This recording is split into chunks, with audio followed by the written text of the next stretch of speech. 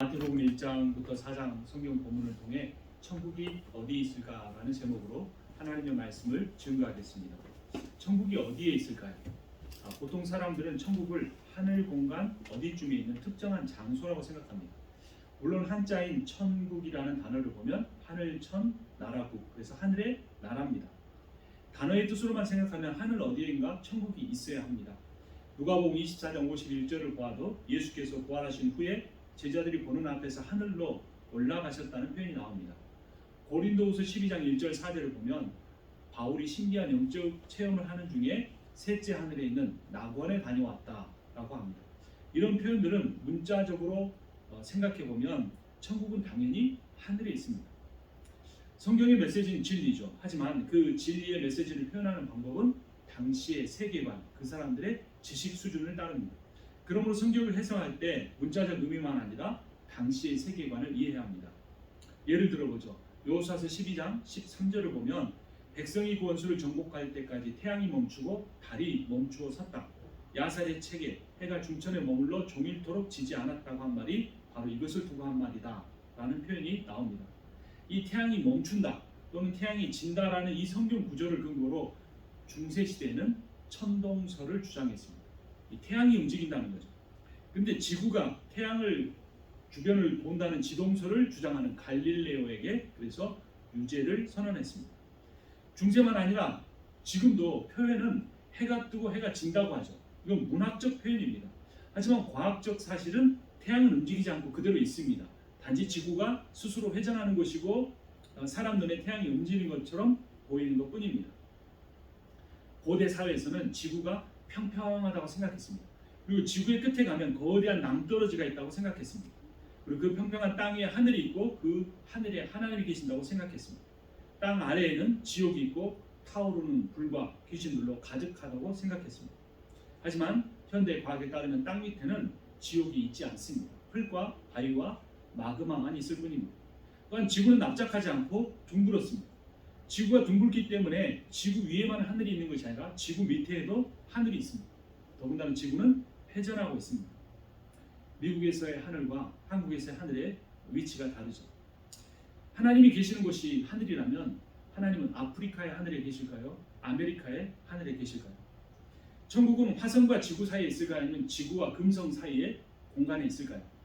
이런 질문에 대해서 답을 하기 어렵게 되면 우리가 천국이 지리적이거나 물리적인 공간인 3차원의 세계가 아닌 4차원의 세계 혹은 몸이 없는 영적인 세계만으로 이루어졌다고 생각할 수도 있습니다.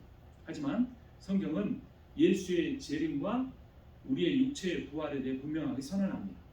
요한복음 5장 28절을 보면 이 말에 놀라지 말아라. 무덤 속에 있는 사람들이 다 그의 음성을 들을 때가 온다. 선한 일을 한 사람들은 부활하여 생명을 얻고 악한 일을 한 사람들은 부활하여 심판을 받는다. 그러니까 부활이란 죽은 사람의 영혼이 육체를 갖게 된다는 의미입니다. 근데 육체를 가진 사람이 어떻게 영적인 공간에 살겠습니까? 천국은 영적인 세계에 있는 것도 아니고 하늘 공간에 있는 것도 아닙니다. 그렇다면 천국은 어디에 있을까요? 천국은 우리가 지금 살고 있는 이 지구 위에 이루어집니다. 하나님께서 이 지구에 이루어진 세상이 에덴 동산보다 더 멋지고 아름답고 안전하고 행복한 곳으로 바꿔주시는 겁니다.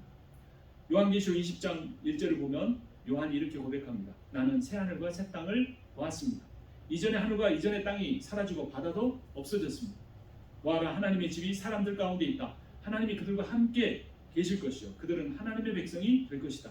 하나님이 친히 그들과 함께 계시고 그들의 눈에서 모든 눈물을 닦아주실 것입니다. 다시는 죽음이 없고 슬픔도 울부짖음도 고통도 없을 것이다.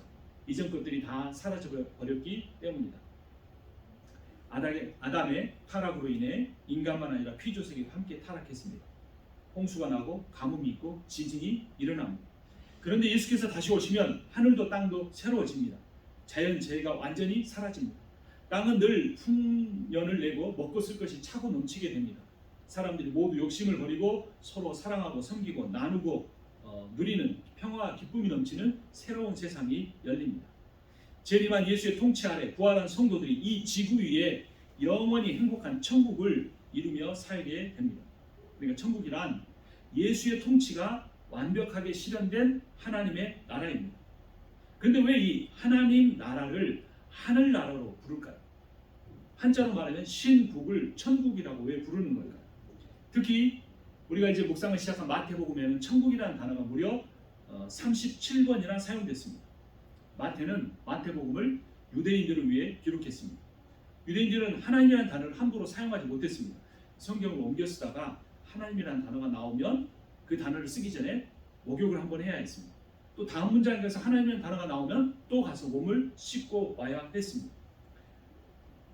그러니까 어쩔 수 없는 경우를 제외하고는 하나님이라는 단어를 사용하려고 하지 않았을 것입니다.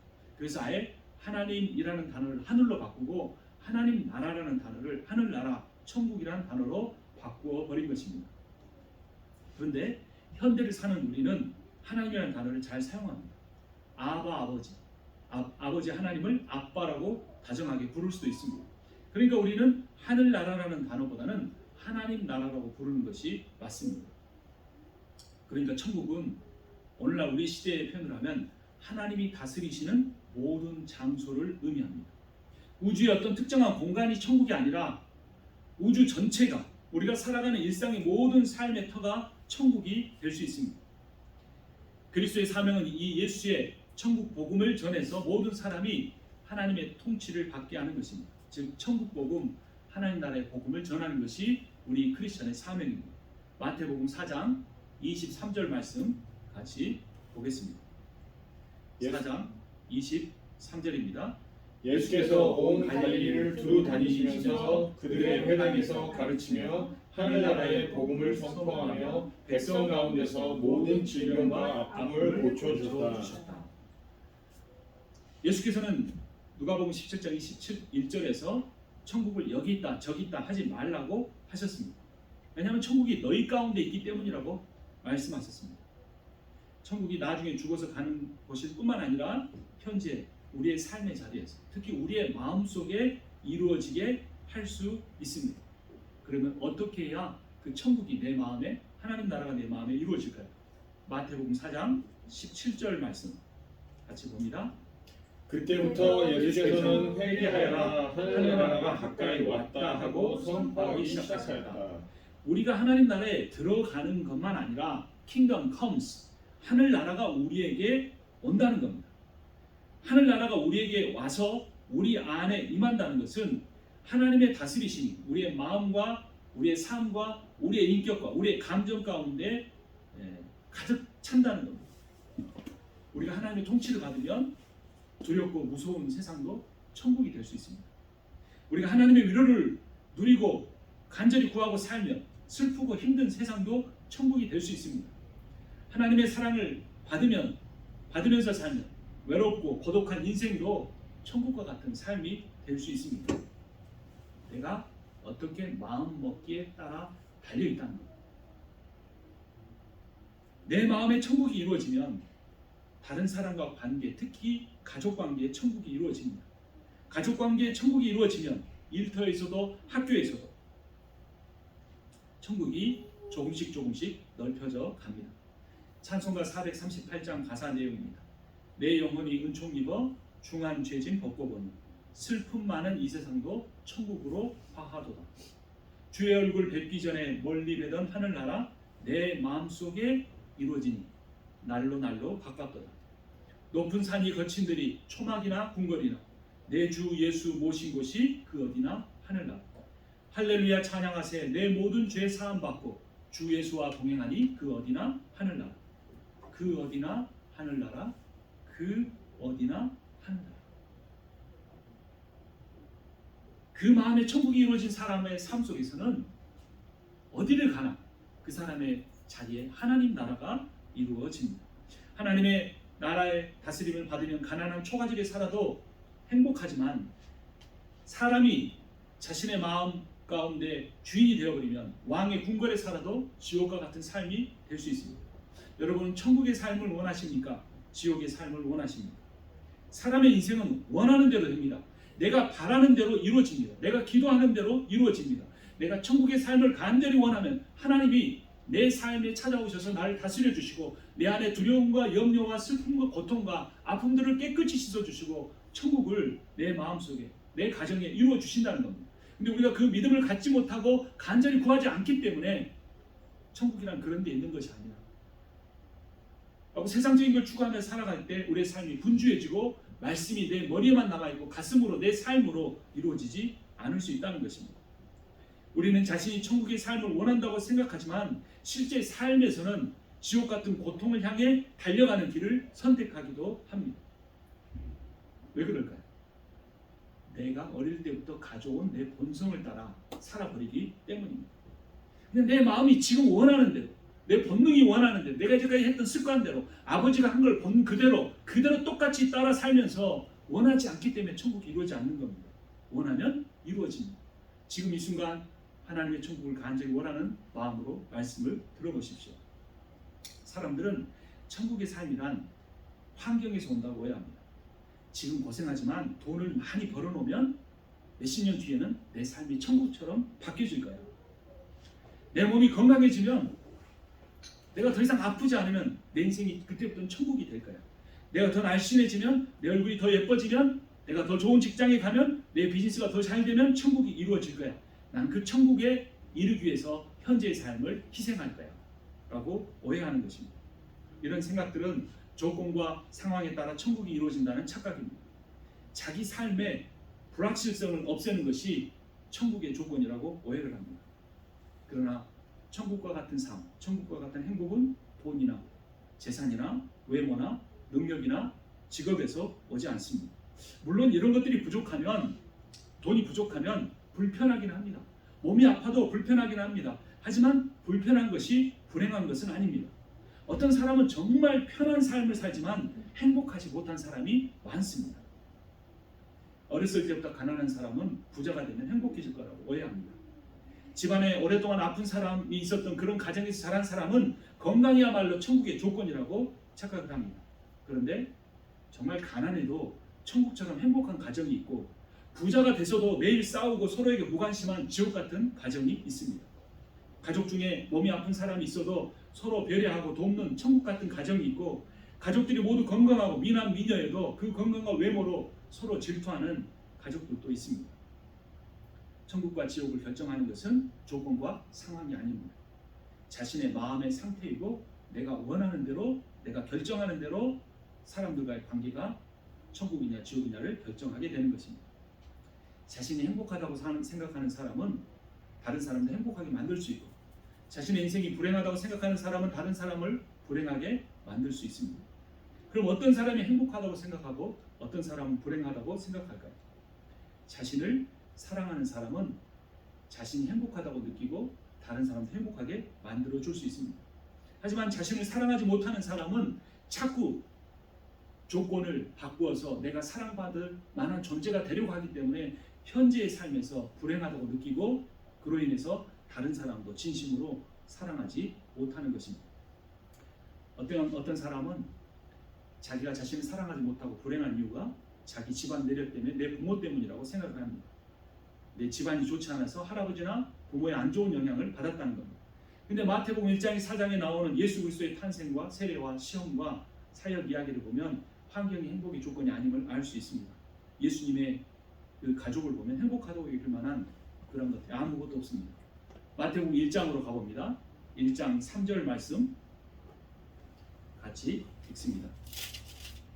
유다는 다말에게서 베레스와 세라를 낳고, 베레스는 헤스로를 낳고, 헤스로는 람을 낳고. 여기서 유다는 시아버지고 다말은 며느리입니다.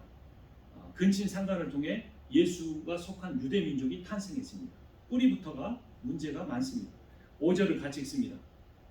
살몬은 나합에게서 보아스를 낳고, 보아스는 롯에게서 오벳을 낳고, 오벳은 이새를 낳고, 이새는 다윗 왕을 낳았다. 라합은 여리고에 사는 이방 여인이었고 술집에서 일하는 사람이고, 어떤 신학자에 따르면 몸을 파는 기생이었다고도 합니다. 그러한 여인이 예수님의 조상이 되었습니다. 또한 예수님의 조상 중에 다윗은 자기 신하의 아내를 강제로 취하고 신하를 죽인 악한 사람이었습니다. 예수님의 조상이야 그렇다 쳐도 예수님을 낳아준 부모의 이야기를 세상의 관점에서 보면 그렇게 아름답지 못합니다. 1장 18절을 제가 읽고 19절을 같이 봅니다. 예수 그리스도의 태어나심은 이러하다. 그의 어머니 마리아가 요셉과 약혼하고 같이 살기 전에 마리아가 성령으로 잉태한 사실이 드러났다. 마리아의 남편 요셉은 의로운 사람이라서 약혼자에게 부끄러움을 주지 않으려고 가만히 파혼하려 하였다. 예수님의 어머니 마리아가 요셉과 결혼하기로 약속한 상태에서 임신을 하고 말았습니다. 당시에 정혼은 결혼과 같은 효과가 있어서 정혼한 상태에서 다른 남자의 아기를 가진 여자는 돌에 맞아 죽을 수가 있었습니다. 예수님은 세상에 태어나지도 못하고 뱃속에서 죽을 뻔했습니다. 우여곡절 끝에 요셉과 마리아가 결혼을 했습니다. 그런데 예수가 태어날 때 그 장소는 베들레헴의 허름한 마구간이었습니다. 예수님이 태어난 뒤에는 헤롯 왕이 예수를 죽이려고 해서 이집트로 이민을 가야 했습니다. 헤롯은 베들레헴에 사는 2살 아래의 남자 아이들을 모두 죽이기까지 했습니다. 예수님은 태어나기 전부터 태어난 후에 어린 아이 때부터 의지와 상관없이 그분의 조상이나 그의 부모나 그의 탄생과 그 모든 관계 속에 수많은 비극 속에서 살아왔습니다. 예수님의 일반인으로서의 삶이 비극적이었다면 예수께서 공생애를 시작한 뒤에는 그분의 삶이 달라졌을까요? 예수는 요단강의 세례를 받고 사역을 시작하기도 전에 사탄의 시험을 받아야 했습니다. 마태복음 4장 1절을 제가 읽고 2절을 같이 봅니다. 그 즈음에 예수께서 성령에 이끌려 광야로 가셔서 악마에게 시험을 받으셨다. 예수께서 밤낮 40일을 금식하시니 시작하셨다. 40일의 금식은 인간의 생명이 위협을 받는 수준입니다. 뿐만 아니라 넓은 사막에 광활한 사막에 혼자 계셔야 했습니다. 낮에 더위를 피할 그늘도 없었고 밤에 추위를 피할 동물도 없었습니다. 무엇보다도 악하고 강력한 사단이 예수의 주변을 계속해서 맴돌며 온갖 유혹과 시험으로 예수를 괴롭혔습니다. 예수는 어떻게 이런 어려움을 극복한 뒤에 회개하라 천국이 가까웠다라는 천국 복음에 대해서 외칠 수 있었을까요? 예수께서 천국을 경험하지 못하셨다면 사람들을 향하여 어떻게 천국을 말할 수가 있었겠습니까? 예수께서 천국의 삶을 살고 계시지 않으셨다면 어떻게 천국의 삶을 받아들이고 누리라고 말할 수가 있었겠습니까? 예수는 부끄러운 족보와 조상을 가졌고 부끄러운 부모를 가졌고 파혼하거나 죽을 뻔한 출생의 배경을 가졌습니다. 가난한 집안에서 태어났고 죽음의 위협을 받았습니다. 사역을 시작하면서 누구의 환영도 받지 못했고 사탄의 공격과 시험을 받으셔야 했습니다. 늘 가난하고 머리 둘 곳도 없이 유리하고 방황하는 삶을 살다가 십자가에 죽으셨습니다. 우리는 그런 예수를 주님이라고 찬양하고 있습니다. 예수의 삶에 천국이 임할 수 있는 조건이라고는 단 한 가지도 없었습니다. 그런데 어떻게 예수는 천국을 누릴 수가 있었고 그 천국을 받아들이라고 선포할 수 있었고 그 천국을 우리에게 주기 위하여 십자가에 죽으실 수가 있었을까요? 그 비결은 마태복음 3장에 나옵니다. 16절을 제가 읽고 3장 17절을 같이 봅니다. 예수께서 세례를 받으시고 곧 물에서 올라오셨다. 그때 하늘이 열렸다. 그는 하나님의 영이 비둘기같이 내려와 자기 위에 오는 것을 보셨다. 그리고 하늘에서 소리가 나기를 이는 내 사랑하는 아들이다. 내가 그를 좋아한다 하였다. 개역성경에 내가 그를 기뻐한다 라고 했습니다. 예수님의 행복의 조건은 예수님의 모든 불행의 조건을 이기고 그의 삶의 천국을 이룰 수 있었던 것은 단 하나, 하나님의 사랑과 하나님의 인정이었습니다. 하나님께서 예수께 말씀하셨습니다. 너는 내 사랑하는 아들이다. 네가 어떤 집안에서 태어났고 네가 어떤 부모 밑에 살아왔든지 나는 너를 영원토록 기뻐할 것이다. 너는 내 사랑하는 딸이다. 네가 어떤 가정 형편에서 성장했든지 너의 부모가 너를 어떻게 대하고 어떻게 키웠든지 너는 나의 기쁨이다. 너는 나의 전부이다. 라고 주님이 여러분들을 향하여 우리를 향하여 말씀하십니다. 여러분, 자기 정체성이 자기 삶의 행복을 결정합니다. 내가 나를 스스로 사랑할 수 없기 때문에 어떻게든지 내 조건을 바꿔서 사랑받을 만한 사람이 되려고 애쓰지 마십시오. 행복은 결코 자기 삶의 조건이나 환경에 의해 결정되지 않습니다. 외모는 금방 늙어버리고 가진 돈은 언제 사라져버릴지 모릅니다. 그런데도 그리스도인이라고 하면서도 그런 조건에 인생의 대부분의 시간을 써버리면 우리가 어떻게 그리스도인이라고 말할 수 있고 어떻게 천국이 우리의 삶에 임할 수 있으며 그런 부모 밑에서 자란 자녀들이 어떻게 천국을 경험하며 살 수가 있겠습니까? 자녀들은 부모의 말이나 세상에서 받는 교육에 의해서 자기 정체성이 결정되는 게 아니라 부모 자신을 어떻게 보고 부모가 나를 어떻게 봐주는가에 따라서 그들의 정체성이 달라지기 때문에 우리가 먼저 행복해야 합니다. 우리가 먼저 하나님 나라가 내게 임하게 해달라고 간절히 기도하고 추구해야 합니다. 행복은 자기 삶의 조건이나 환경에 의해서 결정되지 않습니다. 돈을 많이 번다고 자기를 사랑하지 않는 사람이 행복해지지 않습니다. 건강해진다고 늘 불안해하고 조급해하는 사람이 평안을 얻는 것도 아닙니다. 그런데도 의지할 것이 없으니까 건강에 힘써보고 돈 조금이라도 더 벌려고 그것 때문에 내가 불행하다고 계속해서 핑계를 대는 것뿐입니다. 유명한 대학에 들어간다고 연봉을 많이 주는 직장에 일한다고 비즈니스가 갑자기 잘 된다고 결코 행복해지는 게 아닙니다. 갑자기 돈이 많아진 사람들 대부분의 경우 불행해지는 경우가 훨씬 더 많습니다. 가난하고 힘들고 어려울 때는 같이 부부가 힘을 합해서 노력하지만 돈이 생기고 여유가 있으면 한눈을 파는 것이 평소에 행복한 삶을 누리지 못했던 사람들의 인생의 마지막이기 때문입니다. 나의 정체성이 하나님 안에 있을 때 존귀하다는 사실을 깨달으면 됩니다. 그러면 내 주 예수 모신 곳이 그 어디나 하늘나라가 됩니다. 그럼 어떻게 해야 내 주 예수를 모시고 살 수 있을까요? 어떻게 해야 내가 존귀하다는 사실을 깨닫고 살아갈 수 있을까요? 마태복음 4장 17절 말씀 같이 다시 한번 읽겠습니다.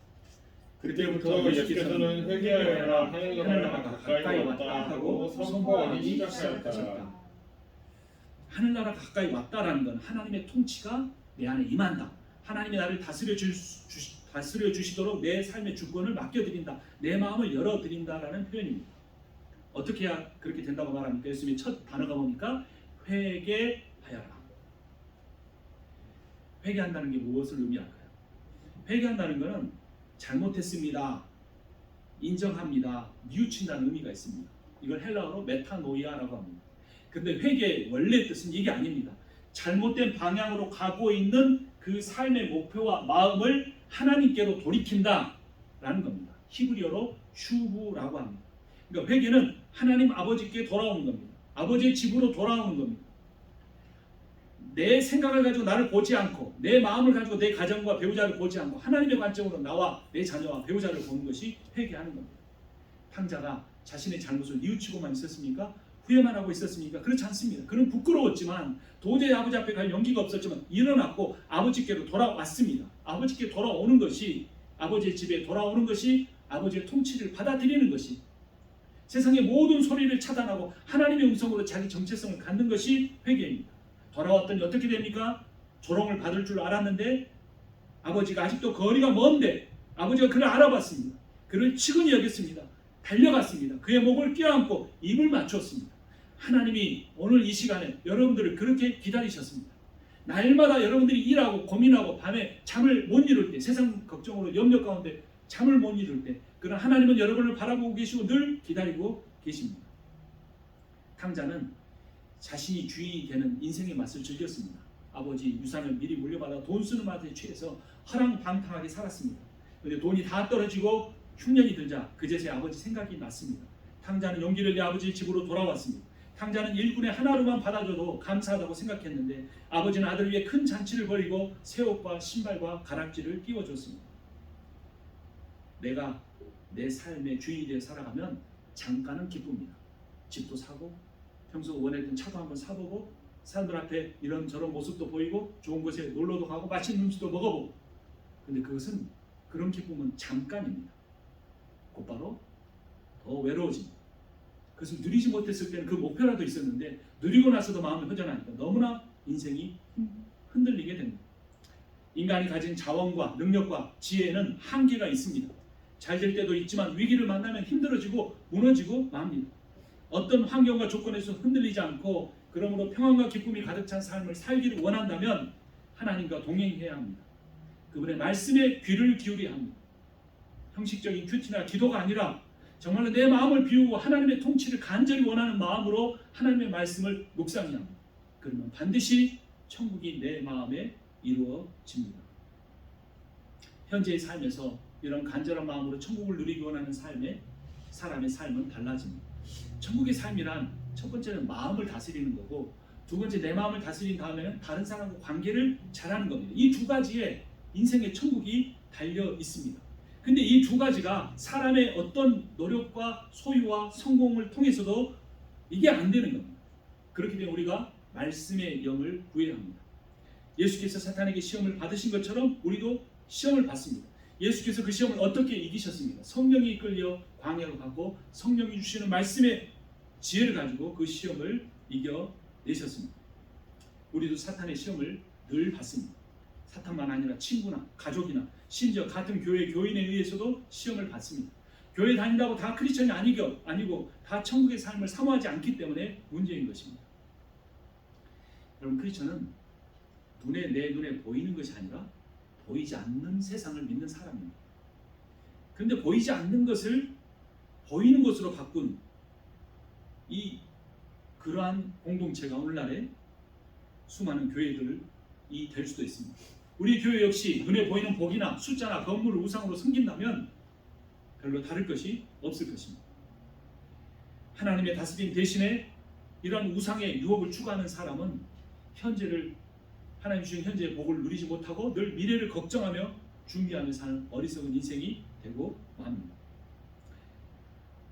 그러니까 미래의 불확실성을 없애기 위해 자기의 현재의 인생을 불확실하게 만드는 사람입니다. 어떻게 그렇게 합니까? 돈을 더 많이 벌어놓으면, 건강 관리를 더 잘하면, 자녀 사교육을 더 잘 시켜 유명한 대학에 보내놓으면 자기 인생이 그때 가서는 행복해지고 그 행복이 영원할 것처럼 착각을 하는 것입니다. 그런데 전도서 3장은 말합니다. 우리 한번 찾아보겠습니다. 구약성경 전도서 3장입니다. 전도서 3장은 사람이 미래를 미리 준비하는 것이 어리석은 일이라고 말을 합니다. 3장 9절과 10절을 제가 읽고 13절을 같이 보겠습니다. 3장 9절입니다. 사람이 애쓴다고 해서 이런 일에 무엇을 더 보탤 수 있겠는가? 이제 보니 이 모든 것은 하나님이 사람에게 수고하라고 지으신 짐이다. 13절 같이 봅니다. 사람이 먹을 수 있고 마실 수 있고 하는 일에 만족을 누릴 수 있다면 이것이야말로 하나님이 주신 은총이다. 그러니까 천국은 미래를 준비해서 누리는 것이 아니고 지금 현재 가지는 것을 누리면서 섬기면서 사랑하면서 살 때 임한다는 겁니다. 그러니까 크리스천은 미래의 불확실성을 두려워하지 않아야 합니다. 미래 염려하지 않아야 합니다. 현재와 미래를 모두 주관하시는 하나님을 두려워야 합니다. 14절 같이 읽습니다. 이제 나는 알았다. 하나님이 하시는 모든 일은 언제나 한결같다. 거기에다가는 붙을 수도 없고 뺄 수도 없다. 하나님이 이렇게 하시니 사람은 그를 두려워할 수밖에 없다. 인간은 10년 뒤에 미래만 아니라 당장 내일도 오늘 밤에 어떤 일이 일어날지도 모르는 존재입니다. 그러니까 미래를 걱정하는 사람은 가장 어리석은 사람입니다. 그런데 미래가 아니라 그 미래를 주관하신 하나님을 두려워하면 하나님의 통치를 받고 오늘을 누리며 살면서 그가 살아가는 모든 삶의 자리가 천국이 된다는 겁니다. 전도서 5장으로 가봅니다. 18절 말씀. 전도서 5장 18절 같이 읽습니다. 그렇다 우리의 한평생이 짧고 덧없는 것이지만 하나님이 우리에게 허락하신 것이니 세상에서 애쓰고 수고하여 얻은 것으로 먹고 마시고 즐거워하는 것이 마땅한 일이요 좋은 일임을 내가 깨달았다. 이것은 곧 사람이 받은 몫이다. 그리고 우리 인생이 그렇게 길지 않습니다. 얼마만큼 남아있는지도 모릅니다. 그러니까 그것은 하나님께 맡기십시오. 그리고 하나님 오늘 우리에게 주신 최고의 선물인 오늘을 누리십시오. 그러한 사람이 천국을 누리며 살아갈 수 있습니다. 여러분은 세상을 어떻게 느끼십니까? 사람이 생각하고 느끼는 대로, 여러분들이 생각하고 느끼는 대로 세상이나 인생이 존재하지 않습니다. 우리가 느끼는 모든 감각이나 생각은 주관적인 판단일 뿐입니다. 자신의 걱정과 염려와 마음과 감각이 만들어낸 가상의 세계일 뿐이라는 겁니다. 그래서 어떤 종교는 이 세상에 실제로 존재하는 건 아무것도 없다고까지 말합니다. 그래서 세상은 비어있다, 허무하다 이런 말을 합니다. 근데 성경은 비슷하지만 다르게 말합니다. 우리가 죄로 인해 천국을 잃었다는 겁니다. 그래서 우리가 우리의 마음을 이 타락한 자아를 마음을 비우고 성령으로 마음을 채우면 진짜 세상이 보인다고 가르쳐 줍니다. 그런 삶을 사는 사람, 듣고 보고 느끼는 욕망에 흔들리지 않는 삶을 살아갈 수 있습니다. 여러분, 세상의 모든 일은 다 마음이 만들어내는 겁니다. 내가 기분이 좋지 않으면 다른 사람들도 세상 다 기분이 좋지 않아 보이는 거예요. 내가 정말 국민이 여기는 마음을 가지면 사람들이 다 불쌍히 여기고 정말 내가 도와야 하고 우리가 멕시코 엔세나다나 캄보디아 비전센터에 가서 그 아이들을 도울 마음이 생기는 겁니다. 그러니까 내가 마음 먹기에 따라 세상이 달라 보이는 겁니다. 근데 우리의 마음을 문제는 우리가 스스로 다스릴 수가 없다는 겁니다. 그래서 우리가 매일 내 안에 들어온 세상적인 생각을 비우고 성령이 내 안에 들어오셔서 나를 다스려 주심으로 내 마음 안에 천국이 임할 수 있도록 노력해야 합니다. 그래서 잠언 4장 23절은 이렇게 선포합니다. 그 무엇보다도 너는 너의 마음을 지켜라. 그 마음이 바로 생명의 근원이기 때문입니다. 잠언 14장 29절은 이렇게 말합니다. 좀처럼 성을 내지 않는 사람은 매우 명철한 사람이지만 성미가 급한 사람은 어리석음만 드러낸다. 마음이 평안하면 몸에 생기가 도나 질투를 하면 뼈까지 썩는다. 마음이 어떠냐에 따라서 내 몸의 건강도, 내 가족 관계도, 내 인생도, 우리의 교회의 모습도 달라질 수 있다는 겁니다. 천국은 마음에서 시작됩니다. 그런데 인간이 수련하거나 돌을 닦거나 스스로 마음을 비워서 다스려지지가 않는다는 겁니다. 그러면 어떻게 해야 할까요? 마태복음 5장 3절 말씀. 마태복음 5장으로 돌아옵니다. 5장 3절 말씀 같이 읽습니다. 마음이 가난한 사람은 복이 있다. 하늘 나라가 그들의 것이다. 마음이 가난해진다는 것은 내가 세상에서 배운 생각들, 내 감정, 사람에게 받은 상처, 내 습관, 이런 모든 그 마음을 비워내는 겁니다. 그럴 때 하나님 나라가 그들의 것이 된다. 하나님의 통치가 시작된다는 겁니다. 예수께서도 사도행전 1장 8절에 오직 성령이 너에게 임하시면 이라고 단서를 다십니다. 그러면 우리가 땅끝까지 이르러 예수의 증인이 될 수 있다는 겁니다. 그러므로 천국을 누리려면 성령을 구하십시오. 로마서 8장 1절을 보면 그러므로 그리스도 예수 안에 있는 사람은 정죄를 받지 않습니다. 그것은 그리스도 예수 안에서 생명을 누리게 하는 성령의 법이 당신을 죄와 죽음의 법에서 해방하여 주었기 때문입니다. 여러분, 죄와 죽음의 법에서 해방되셨습니까? 그것이 회개입니다. 회개한 사람에게 그 은혜가 주어집니다. 근데 회개는 한 번으로 끝나는 것이 아니라 매일매일 이루어져야 되는데 그 회개는 결국 성령 충만을 구하는 것입니다. 성령을 구하되 나의 자아를 완전히 버리고 비워진 마음에 가득하기를 간절히 구해야 합니다. 회개하는 사람에게 천국이 임합니다. 천국을 누리기 위한 회개는 그래서 죽는 날까지 매일 계속돼야 합니다. 참된 회개는 자기 잘못을 뉘우치는 것만 아니라 천국이 임할 수 있도록 성령 충만을 구하는 겁니다. 늘 잘못했다 후회는 하면서 양심의 가책은 받으면서 성령을 구하지 않기 때문에, 성령이 나를 완전히 지배해 주시도록 간절히 구하지 않기 때문에 우리가 늘 다람쥐 쳇바퀴 돌듯이 비슷한 종교적인 삶을 반복하는 것입니다. 사랑과 자비가 부족한 사람의 생각과 말에 예수라는 말, 교회라는 말을 덧붙인다고 하나님이 기뻐하시는 것이 아닙니다. 우리의 존재 자체가 바뀌어져야 합니다. 내 삶의 중심이, 내 마음이 원하는 바가 달라져야 하는 것입니다. 겉 포장지만 기독교인일 뿐 마음속에는 육신의 정욕과 안목의 정욕과 이생의 자랑으로 가득 찬 사람으로 머물러 살아서는 안 됩니다. 여러분, 가장 중요한 지혜가 있습니다. 사람의 눈을 의식하며 살지 마십시오. 대부분의 사람들이, 교회에 나오는 사람들은 그 교회 안에서조차도 다른 사람의 눈을 의식합니다. 타인의 인정을 받으려고 하고 다른 사람들이 다 추구하는 그 길에서 내가 탑을 달리려고 애를 씁니다. 근데 여러분, 정작 다른 사람은 내 인생에 그렇게 큰 관심을 갖지 않습니다. 나 혼자 그 삶을 바라보고 그냥 흠모할 뿐인 겁니다. 나에게 진짜 관심을 갖고 계시고 변함없이 나를 사랑해 주시는 분은 오직 하나님 한 분뿐이십니다. 그러므로 사람의 눈을 의식하지 말고 자기 인생을 사십시오. 인생은 그저 잘 먹고 잘 살고 그런 것이 목적이 아니에요. 인생에는 하나님이 내 삶을 통해 이루시려는 위대한 일이 있습니다. 그것을 소명, 콜링이라고 합니다. 소명이 있는 사람은 구두를 닦아도 행복합니다. 하나님의 비전을 갖고 있는 사람은 설거지를 해도 행복합니다. 노래를 하든 사업을 하든 그 일을 통해 하나님의 사랑을 전하고 실천하며 살겠다는 의지가 강력하기 때문에 그 사람의 삶은 가난해 보이지만, 몸이 아파 보이지만 그 사람의 마음과 삶에는 천국이 임하는 겁니다. 어떤 사람은 자녀가 말을 잘 안 들어서, 배우자가 말썽을 부려서 힘들다고 합니다. 그런데 여러분, 오히려 걱정거리가 없고 모든 일을 자기 뜻대로 원하는 데 이루는 사람은 오히려 허무와 권태를 느낀다고 합니다. 근데 걱정거리가 많고 매일 생존을 위해 사는 사람, 자기를 힘들게 하는 가족을 변화시키기 위해서 섬기는 그 사람은 삶의 의지와 생존력을 얻는다고 합니다. 예수님의 삶은 어땠습니까? 제자들은 3년 6개월 따라다니는 동안 문제만 일으켰습니다. 하지만 예수님은 그들을 포기하지 않으셨고 끝까지 가르치시고 십자가에서 목숨을 버리기까지 그들을 사랑하셨습니다. 예수님이야말로 지옥과 같은 환경에서 천국의 삶을 살아내셨습니다.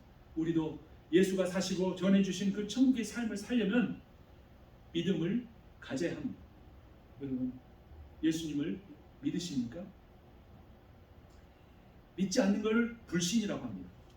불신이란 돈이나 건강이나 사람의 관계나 종교를 통해서 내 인생에서 예측 불가능한 영역을 없애는 겁니다. 근데 믿음이란 하나님을 신뢰하기 때문에 내 인생이 예측 불가능하지만 위험하지만 염려와 걱정을 할 수밖에 없는 상황이지만 그 삶을 받아들이고 그 삶을 주님께 맡겨드리는 겁니다. 근데 사실은 성공한 사람보다 모든 걸 자기 뜻대로 할 수 있는 사람보다 연약하고 가난하고 힘들고 병약하고 어려운 문제를 안고 있는 사람이 천국의 삶을 누리며 살아갈 수가 있는 것입니다. 왜냐하면 힘들고 어려운 삶을 견디고 이겨나가기 위해서 성령의 충만을 구할 수밖에 없고 그 과정 속에서 성령이 주시는 마음을 따라 나보다 더 힘든 사람을 돌보고 사랑하는 진정한 천국의 삶을 살게 되기 때문입니다. 예수 그리스도께서 여러분에게 이러한 천국 복음을 전하는 삶의 자리로 부르십니다. 마태복음 4장 18절 제가 읽고 19절과 20절을 같이 보겠습니다. 마태복음 4장입니다. 예수께서 갈릴리 바닷가를 걸어가시다가 두 형제 베드로라는 시몬과 그의 형제가 아닌 안드레가 그물을 던지고 있는 것을 보셨다. 그들은 어부였다. 예수께서 그들에게 말씀하셨다. 나를 따라오너라. 나는 너희를 사람을 낚는 어부로 삼겠다. 20절 같이 봅니다. 그들은 곧 그물을 버리고 예수를 따라갔다. 여러분, 사랑하기 때문에 자신의 인생의 소신을 꺾어본 적이 있습니까? 이것이 십자가의 복음이고 사랑이고 지혜입니다. 예수의 복음 때문에 내 자유를 버리면서까지 내 소유를 줄이면서까지 사랑을 하고 이 사랑의 복음을 예수를 아직 믿지 않는 사람, 예수를 아직 모르는 사람에게 전하려고 할 때 하나님께서 영광을 받으십니다. 예수님의 제자들은 그물과 배를 버려두고 예수를 따랐지만 현대인의 삶 속에서 예수를 따른다는 건 쉬운 일이 아닙니다. 너무나 어려운 일입니다. 특히나 교회를 개척하고 그런 개척교회를 섬긴다는 일은 일반 교회를 다니는 것보다 10배는 더 어려운 일입니다. 주님을 따르고 교회를 섬긴다는 것은 이렇게 매우 힘든 일이지만 그렇게 힘든 길을 걸어갈수록 주님이 주시는 위로와 격려와 사랑이 있기 때문에 우리가 견뎌낼 수가 있습니다. 주님이 우리에게 이렇게 말씀하십니다. 나와 함께 가자. 나는 너에게 다함이 없는 자비와 긍휼을 베풀 것이다. 너에게 무한한 사랑과 감당하지 못할 용서를 영원토록 베풀 것이다.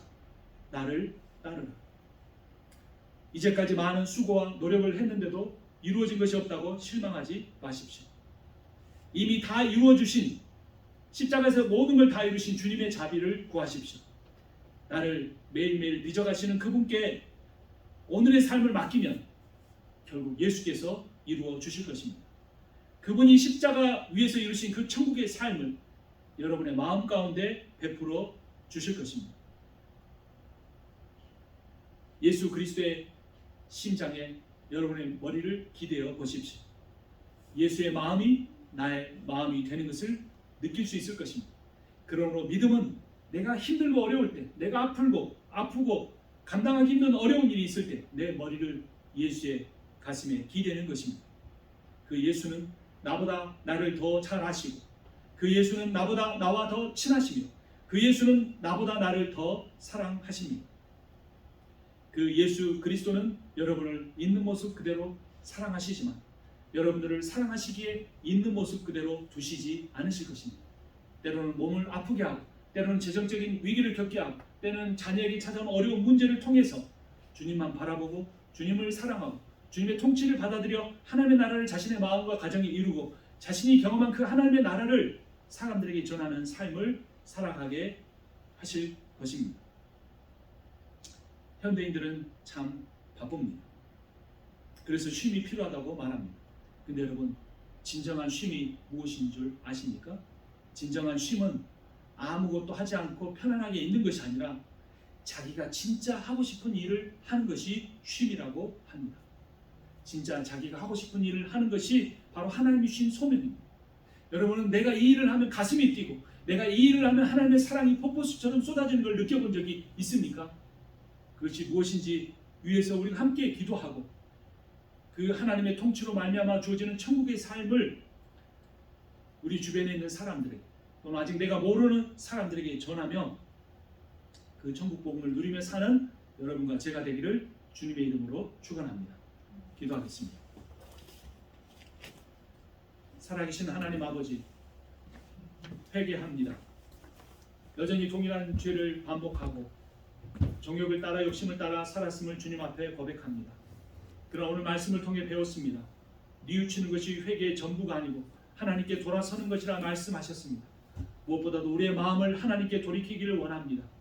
우리의 욕심과 우리의 모든 자랑과 우리의 비전을 주님 앞에 내려놓사오니 하나님의 성령으로 우리를 충만케 하여 주시옵소서. 우리의 상황과 조건이 어떠한가와 상관없이 우리를 사랑하시고 우리의 마음속에 평안과 기쁨을 부어주시는 주님을 소망합니다. 예수 그리스도의 이름으로 기도합니다. 아멘. 이제는 우리 주 예수 그리스도의 은혜와 하나님 아버지의 크고도 놀라우신 사랑과 성령의 위로하시고 교통하시고 충만케 하시는 역사하심이 자신의 마음과 삶과 가정과 교회와 온 세상 가운데 하나님 나라가 임하기를 간절히 원하고 그 하나님 나라의 복음을 전하며 살겠다고 다짐하는 모든 이들 가운데 지금부터 영원토록 함께 있기를 축원하옵나이다. 아멘.